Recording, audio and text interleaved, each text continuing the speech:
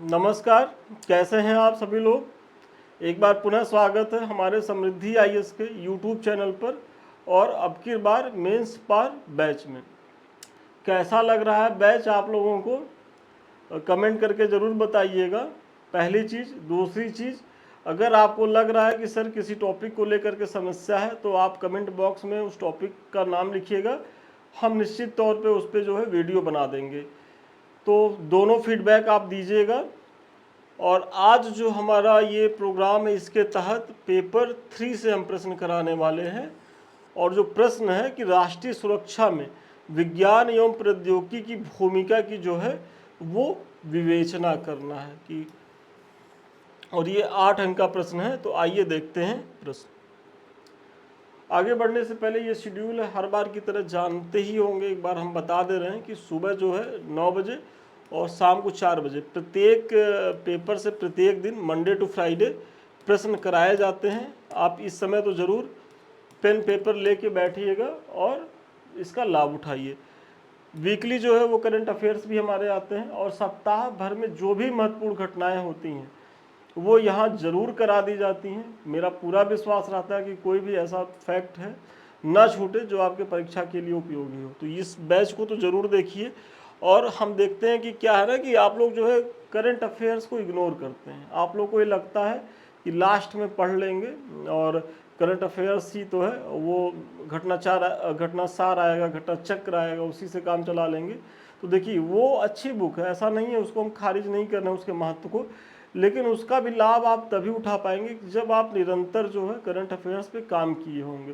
क्योंकि वो आता कब है, वो परीक्षा के 10 दिन 15 दिन पहले आता है, इतनी मोटी मोटी होती है। और उस समय चूंकि आपका दिमाग बहुत ज़्यादा बटा होता है, आपको बहुत सी चीज़ें रिवीजन करनी होती हैं, तो सही वे में उस पर आप काम नहीं कर पाते।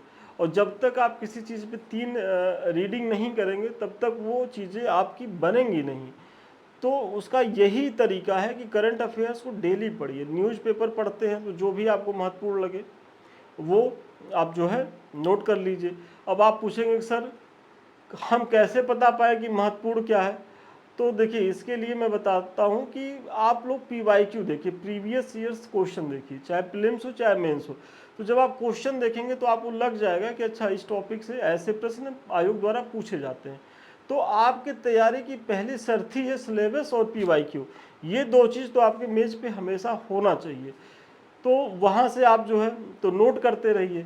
फिर हमारा वीडियो भी आएगा, ये देखते रहिए। और जो मंथली एक मैगजीन पढ़ते हैं उसको पढ़िए। तो जब इतनी चीज़ें करेंगे और फिर जब आप लास्ट में घटना चक्र या घटनासार जो भी आएगा, या जो हमारी जो चीज़ें PDF है ये भी हम आप लोगों को दे देंगे। तो जब इतना सब मिला के करेंगे तब जा करके करंट अफेयर्स जो है वो बेहतर होगा। और करंट अफेयर्स इसलिए आपकी तैयारी में महत्वपूर्ण है क्योंकि यहाँ से देखिए एक तो बड़ा भाग है, अगर 150 प्रश्न है तो करीब करीब 35 से 38 क्वेश्चन यहाँ से आते हैं। और इसको करना आसान है, अगर थोड़ा सा भी आप गंभीर रहेंगे तो यहाँ अगर 35-38 क्वेश्चन है तो 28-30-32 क्वेश्चन तक आराम से सही कर लेंगे। जबकि स्टैटिक पोर्शन में ये चीज़ नहीं कर पाएंगे, इतनी एक्यूरेसी नहीं होगी। और अगर यहाँ से आप लुढ़के तो स्टैटिक्स में कितना भी आप एफर्ट लगा लीजिए आप इसकी भरपाई नहीं कर पाएंगे। तो इसलिए इसको भी आप लोग देखते रहिए। ये करंट है, ऐसा ना हो कि करंट लग जाए, क्योंकि जब करंट लगता है तो झटका बहुत हैवी होता है। और इस बार भी हम देख रहे हैं कि हमारे बहुत से विद्यार्थी जो है वो अगर किसी कारण से PT रुका है तो उस कारणों में एक बड़ा कारण है कि करंट अफेयर्स की चीज़ें गलत होनी। और कुछ तो आयोग की भी अपनी कारस्तानी रहती ही रहती है। तो ये हर बार रहा था। देखिए आयोग जब हम लोग भी देते थे तब भी आयोग ऐसे करता था और हम लोग ये मान के चले थे। एक आध PT हम लोग भी फेल हुए तो ये ज्ञान हो गया कि देखो बॉर्डर पे रह करके PT नहीं निकलेगा। आप इतना PT में एफर्ट लगाइए कि 10 क्वेश्चन ज़्यादा करके आइए, तब तो अपने आप को आप सुरक्षित मानिए कि आप PT पास कर रहे हैं।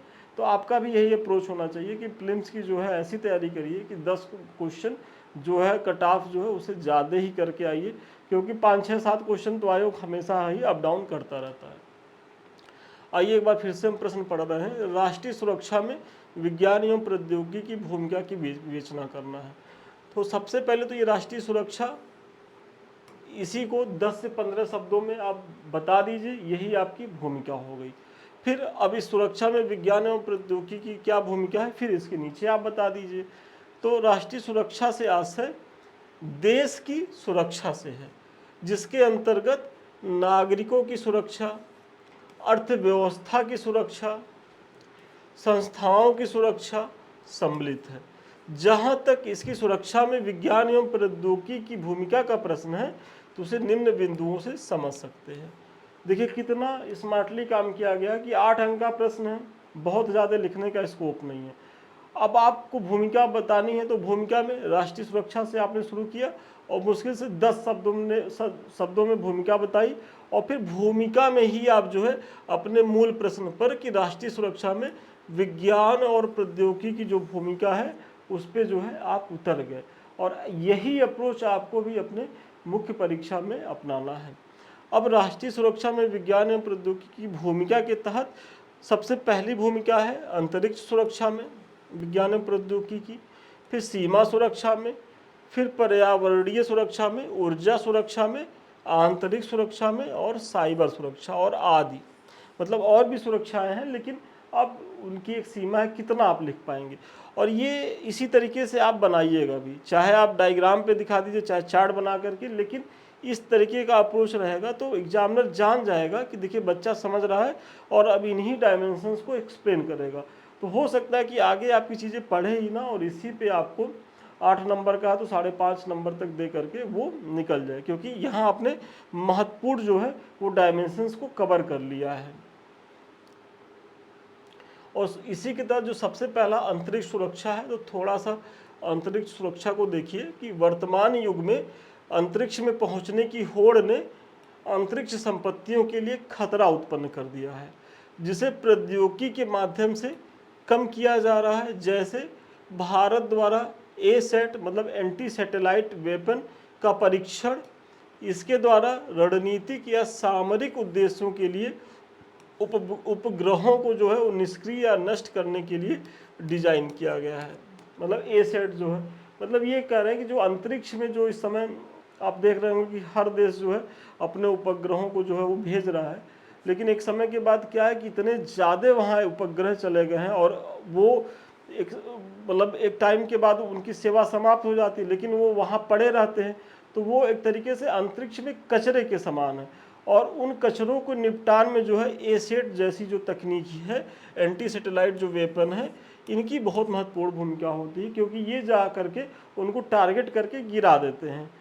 और इसी तरीके से मतलब इस समय जो एक युद्ध हो रहा है, तो इसमें आप सभी जान रहे होंगे कि उपग्रहों की कितनी महत्वपूर्ण भूमिका है। भाई आज जीपीएस यूपीएस में क्या है कि इसके माध्यम से जो है एक सटीक पोजीशन की जानकारी जो है वो मिल जाती है। और सपोज करिए कि अगर अमेरिका और रसिया में विवाद हो जाए और रसिया वाला क्या करे कि अमेरिका का जो जीपीएस है वही डिस्टर्ब कर दे, तो फिर अमेरिका जो है वो पंग हो जाएगा। तो ऐसी स्थिति में मतलब हमारे जीपीएस सिस्टम को, जो हमारे उपग्रह हैं, उनको ना कोई क्षति पहुंचा पाए, उनके प्रोटेक्शन के लिए भी जो है विज्ञान एवं प्रौद्योगिकी ने बहुत से ऐसे वेपन्स का निर्माण किया है कि अगर उस पर भी कुछ अटैक होता है तो पहले से ही सुरक्षा कवच के रूप में काम करेंगे।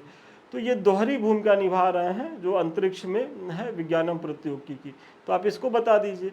फिर अगला जो है सीमा सुरक्षा की आप बात करिए कि भारत विभिन्न देशों के साथ सीमा साझा करता है, कि आप जानते होंगे कि पाकिस्तान के साथ है, चाइना के साथ है, हमारा नेपाल के साथ है, बांग्लादेश के साथ है। तो उन सीमाओं की सुरक्षा हेतु तो जो है सीसीटीवी कैमरा, ड्रोन तकनीक, जीपीएस आधारित नेविगेशन प्रणाली की जो है वो महत्वपूर्ण भूमिका होती है।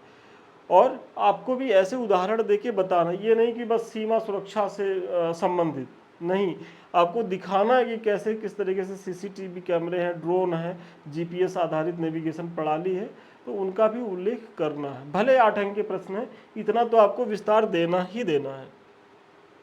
देखिए आगे बढ़ने से पहले ये कुछ सूचनाएं हैं।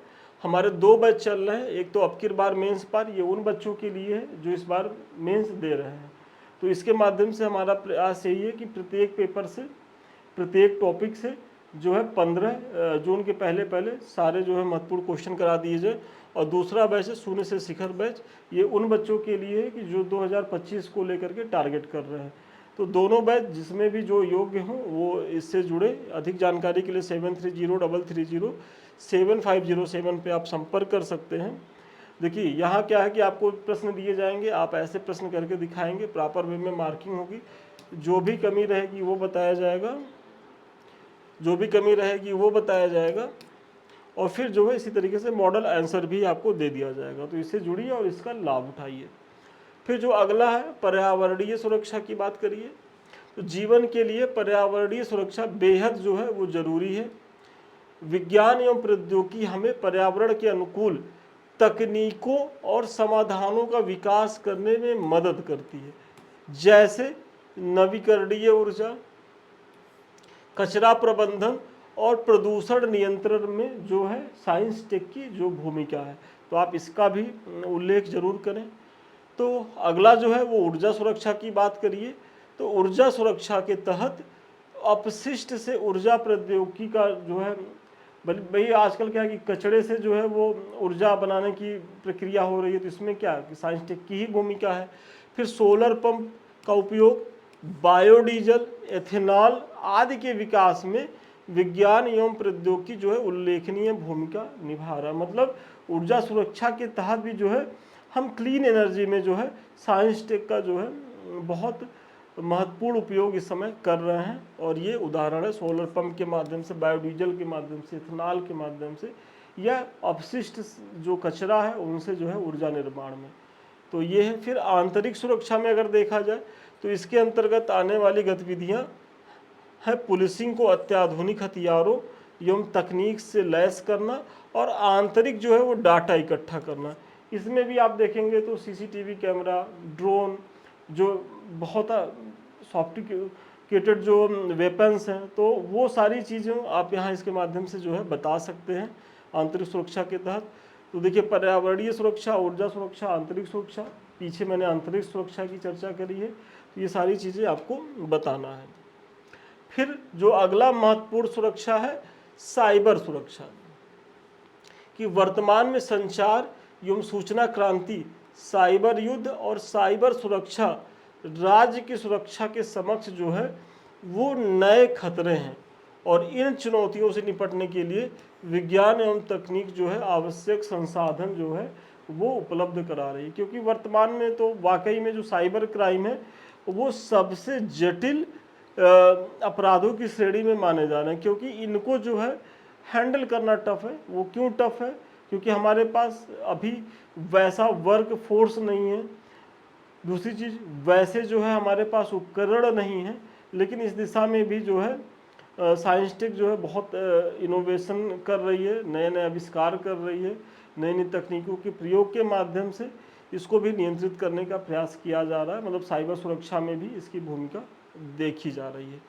भारत का जो है इसरो, CSIR, DRDO, हाल जैसी संस्थाएं नवीन तकनीक के उन्नयन में लगातार प्रयासरत है। मतलब वही चीज़ कि नवोन्मेषण में ये लगातार प्रयास है कि जो नई नई तकनीकों का जो आविष्कार हो उस पर अनुसंधान ये लोग कर रही हैं। हालांकि भविष्य की चुनौतियों को देखते हुए रिसर्च और डेवलपमेंट पर और अधिक निवेश की ज़रूरत है, जिससे इनसे आसानी से निपटा जा सके। मतलब साइबर सुरक्षा को लेकर के यदि देखा जाए तो वाकई में अभी इसमें और निवेश की ज़रूरत है, क्योंकि ये बड़ी समस्या है और इसका जो निदान है वो वाकई में साइंस टेक के माध्यम से ही की जा सकती है। और हम सभी जानते होंगे कि जो साइंस टेक के क्षेत्र में जो हमारा अनुसंधान है उस पर जो रिसर्च एंड डेवलपमेंट पे जो हमारा खर्च है वो अभी बहुत सीमित है, तो उसको बढ़ाने की ज़रूरत है।